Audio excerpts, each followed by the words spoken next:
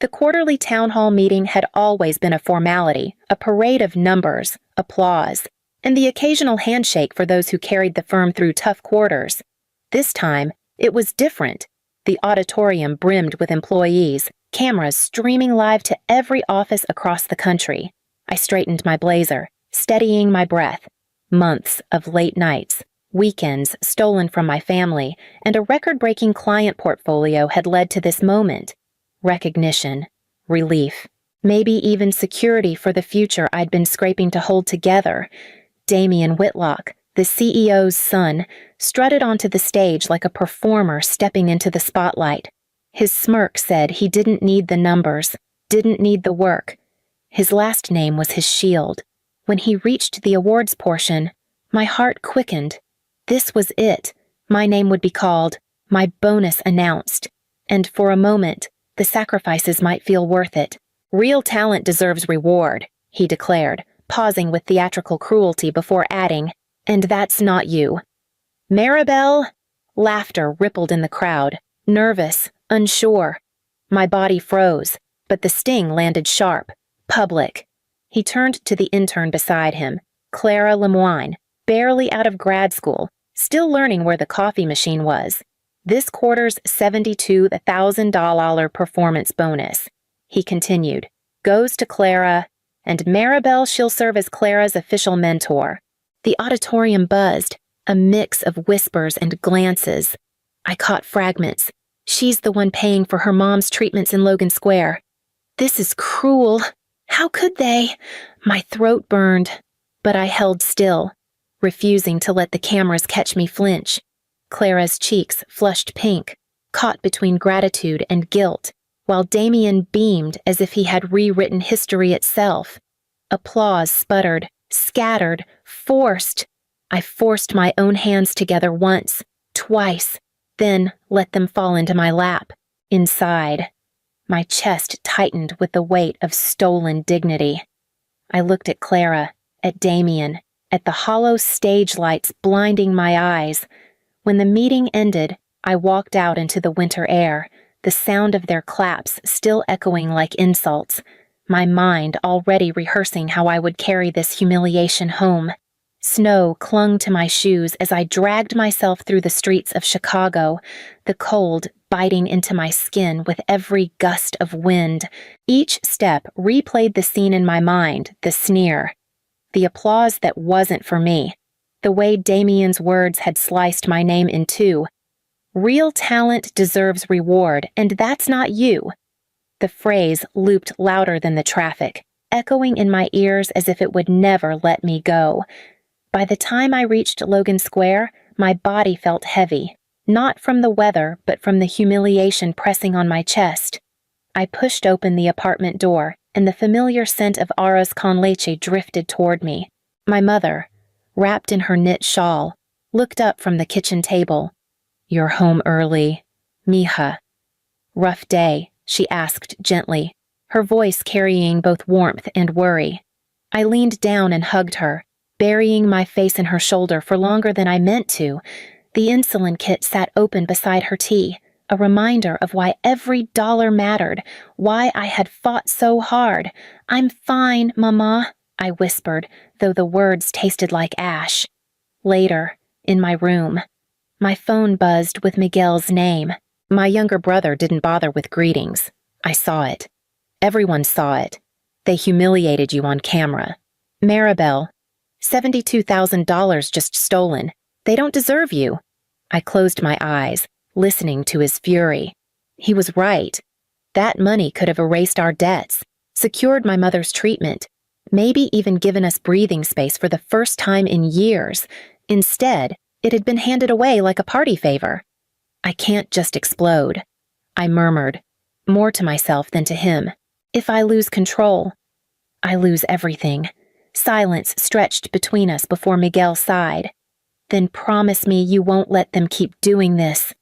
I didn't answer, staring out the frosted window as the snow kept falling, my anger folding itself into something quieter, sharper, waiting for the right moment to cut.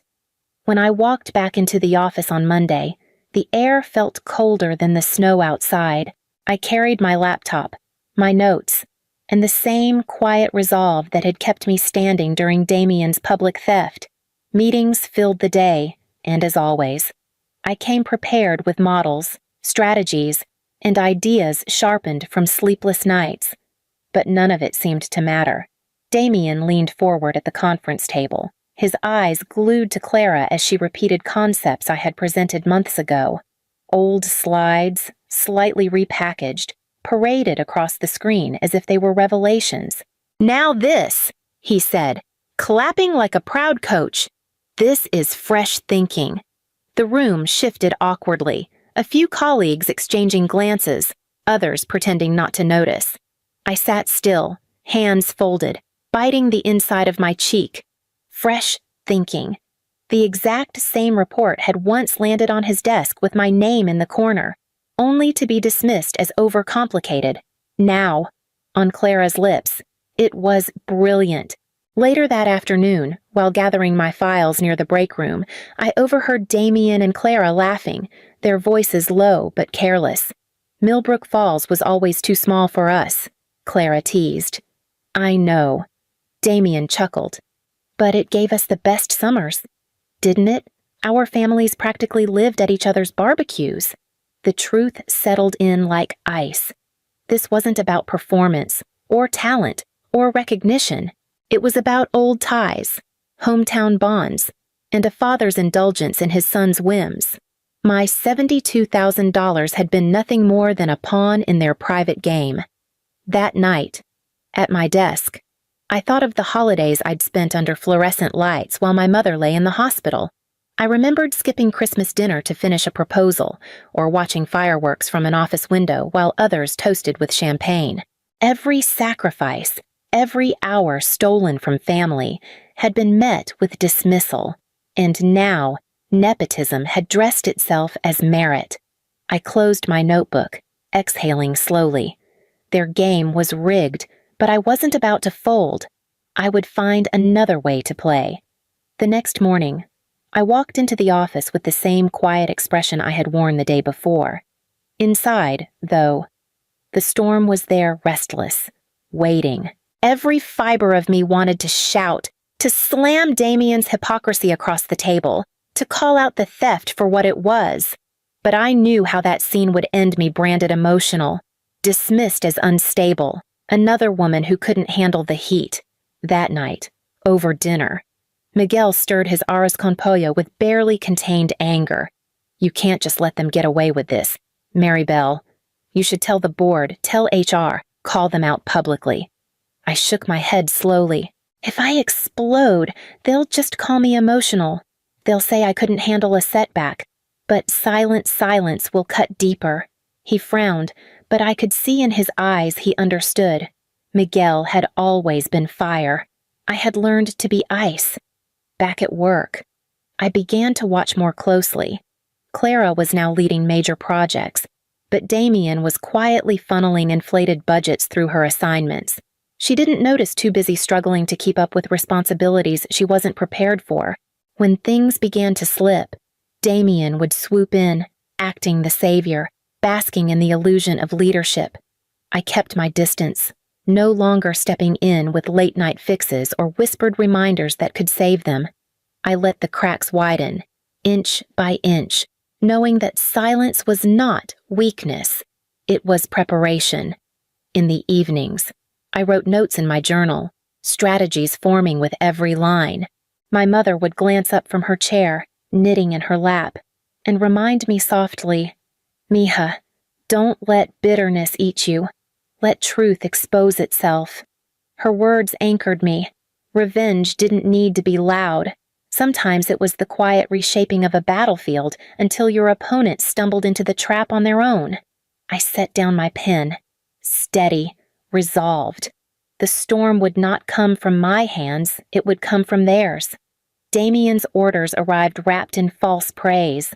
"Maribel, you're the perfect person to shape Clara into a leader. After all, mentorship is where you really shine." His smirk made clear it wasn't a request. I nodded, hiding the steel forming inside me. If they wanted me to build Clara up, than I would, but not in the way they imagined. I began the training program with precision. We sat in empty conference rooms late into the evening as I walked Clara through negotiation tactics, breaking down frameworks and scenarios she would never learn from Damien's shallow pep talks. I showed her how to analyze client behavior, how to read a room without saying a word, how to anchor a deal so firmly it couldn't be pulled away. Clara's eyes widened with every session. One night, after we wrapped up a mock pitch, she blurted out, "You're the most brilliant person on the team. I don't know why Damien treats you the way he does." Her honesty struck me youthful, naive, almost painful in its sincerity. Damien, meanwhile, paraded around the office, smug in the belief he had discovered a prodigy. He bragged to executives that Clara was a rising star, his special find, proof of his vision. The irony was sharp. He never realized the very star he was polishing borrowed all her shine from me. At home, I brewed tea for my mother, the steam rising in the quiet kitchen. She touched my hand gently and said, "Mija, don't let bitterness eat you. Let truth expose itself." Her voice carried the weight of years of survival. I held on to it, letting it soften the edges of my resolve without dulling its purpose. Still, in the back of my mind, I knew raw knowledge wouldn't save Clara when real pressure came. Memorized frameworks collapsed under fire. Only experience, only scars, taught you how to stand tall when everything shook around you, and Damien was too blind to realize he was raising her up on a pedestal that couldn't hold. I smiled to myself. Quiet, patient. Pedestals are beautiful until they break. For years, I had been the silent safety net, the one who picked up the late-night calls, rewrote proposals over weekends, and patched every hole before anyone else noticed. But after Damien's little theater act, I made a choice. No more rescues, no more invisible fixes. If they wanted to prop Clara up, then she would have to stand without me. It didn't take long for the cracks to widen. Emails from clients went unanswered. Deadlines slipped. Spreadsheets sat with errors no one caught. And calls ended in confusion when Clara stumbled through negotiations. The same executives who once clapped at Damien's announcements now shifted uncomfortably in meetings, their faith eroding in whispers. The breaking point came when a key client from New York called the office directly. "We'll only negotiate if Maribel is present," they said. Damien, red-faced, insisted Clara would lead. The client refused flatly. Their loyalty wasn't to a surname or a title, it was to results, and they knew where those came from. I stayed quiet, watching it unfold. There was a strange power in absence, in letting silence speak where words could not. That evening, over a quiet dinner at Miguel's apartment, he studied me as I pushed rice around my plate. "You seem calm," he said, suspicion in his voice. I lifted my glass, meeting his gaze. "The storm is coming," I told him softly. "But not from me." He leaned back, a slow smile creeping across his face as if he finally understood the shape of the game I was playing. For once, I didn't need fire to burn something down. All I needed was to step away and let gravity do its work. And so I did. The boardroom buzzed with polite anticipation as Clara clicked to the first slide. Her hands trembled, though she tried to steady them against the podium. I sat in the back row, silent, watching the trap Damien had set for her. The presentation was supposed to prove her brilliance, to justify the bonus and the spotlight he had stolen on her behalf. But as the executives began their questioning, Clara's composure unraveled. "What's the projected ROI on these figures?" one asked. She fumbled, flipping through papers, her voice shrinking. Another pressed on client retention rates. She froze. Damien leaned forward, whispering suggestions that only tangled her answers further. The room grew restless, whispers spreading like cracks in glass. By the time she reached her final slide, her confidence had dissolved into visible panic. Questions piled up, and silence filled the space where answers should have been. The board members exchanged looks of skepticism, and Damien's smugness evaporated. When the meeting adjourned, Clara bolted for the hallway, her eyes glossy with tears. Later that afternoon, I found her in the break room, shoulders hunched, mascara streaking down her cheeks. She looked up at me with raw desperation. I told him I wasn't ready. She confessed, voice breaking. Damien kept pushing me, said I had to prove myself. He wouldn't listen.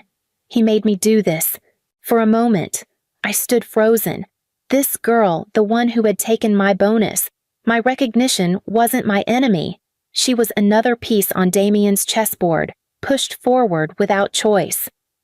My mother's words echoed in my mind. Not everyone chooses their path. Some are pushed. I placed a hand on Clara's shoulder, steady but firm. She wasn't my rival anymore. She was a pawn trapped in the same game I had been forced to play for years, and pawns, when cornered, often revealed the flaws of the one moving them. The fallout was immediate. Clients who once tolerated Damien's arrogance now sent furious emails, demanding accountability, demanding me. Meetings grew tense as executives scrambled to calm investors, while Damien paced the hallways with a nervous twitch he could no longer hide. Finally, he cornered me outside my office, desperation leaking through his polished facade. "Maribel," he said, voice low but urgent. "I need you to fix this. I'll make it right whatever it takes." His tie was loose, his hands trembling slightly. The arrogance was gone, replaced by fear.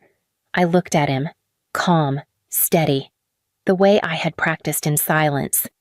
"It's too late, Damien. I've already accepted a senior position at Apex Strategic Partners. 60% more pay, equity, real respect." His mouth opened, but no words came out. The color drained from his face as if I had pulled the floor out from under him. That night, at home, I brewed tea while my mother sat in her favorite chair, the glow of the lamp soft against her silver hair. I took her hand and told her, "I'm leaving, Mama. And this time, it's for us." Her eyes filled, not with fear, but with relief. She nodded slowly, as though she had been waiting to hear those words for years. The next morning, I walked into Damien's office with an envelope in my hand. He looked up, hopeful, but froze when he saw what it was. I placed the resignation letter on his desk, my name signed cleanly at the bottom. He picked it up, read the first line, and his face went pale. The silence between us was louder than any outburst could have been. I turned and walked out, each step lighter than the last, the weight I had carried for years finally falling away. The morning after I handed in my resignation, Damien stormed into my office, shutting the door behind him so hard the glass rattled. His eyes were wild, his voice unsteady. "I'll double your salary. Just stay. Whatever Apex is offering, I'll match it. No, I'll beat it." For a moment, I almost pitied him. The man who once sneered at me in front of hundreds was now begging. But pity had no place here. I folded my arms and shook my head. It was never about the money. Damien, and even if it were, you're too late. By noon, the news of my exit had spread through every floor. Whispers turned into open conversations. Staff began approaching HR, emboldened, demanding raises, demanding fairness. The quiet grumbling that had simmered for years broke into full revolt. Clients, too, were quick to act.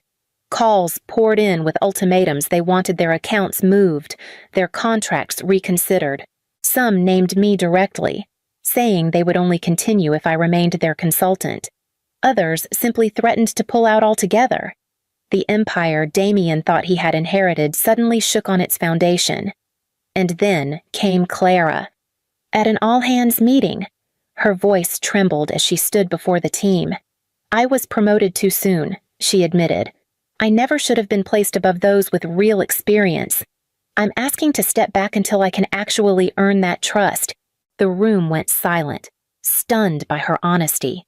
Damien's face turned crimson, but there was nothing he could say to undo the damage. His pawn had spoken the truth aloud. That night, over dinner with Miguel, he raised a glass of wine toward me.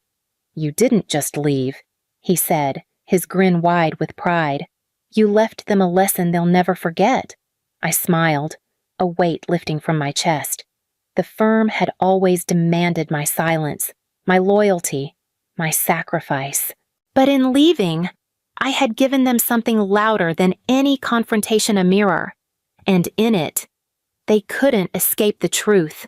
The storm I had promised Miguel was here, and it wasn't mine to control anymore. Apex welcomed me with open arms. From my first day, I wasn't treated as a placeholder or a shadow behind someone else's surname. I was respected, my ideas considered carefully, my voice carrying weight in rooms where decisions actually mattered. The compensation was generous 60% more, equity included, but what mattered most was the dignity. For the first time in years, I felt like I belonged at the table I had always earned. I moved into a sunny loft overlooking the Chicago River, the light streaming across my desk each morning as I prepared for meetings that inspired me instead of drained me. At home, the changes rippled. My mother's medications, once a monthly scramble, were now fully covered by my new insurance. Her health stabilized, her smile returning in ways I hadn't seen in years. One afternoon, I opened my inbox to find an email from Clara. Her words were hesitant but sincere. She had been promoted again, this time properly, after proving herself in smaller roles. "I wouldn't have lasted a week without your mentorship," she wrote. "Thank you for teaching me, even when it wasn't your job." I leaned back in my chair, a small smile tugging at my lips. Clara wasn't my enemy after all. She was someone who had also been caught in Damien's shadow and had finally stepped into her own light. As for Damien, the stories traveled fast, stripped of authority. His father had reassigned him to a small, irrelevant overseas branch. The final blow had come during a board meeting when his father said, cold and clear, "I gave you every chance. Now you're done." The words spread through the company like wildfire. The name that once carried untouchable power now carried nothing but disappointment. That weekend, Miguel and I sat down to dinner in my loft. He raised his glass across the table, his grin wide. "You didn't just survive, you won." I met his toast, the warmth of victory quiet but steady inside me. "I lost $72,000. I whispered, more to myself than to him, but he lost everything that mattered.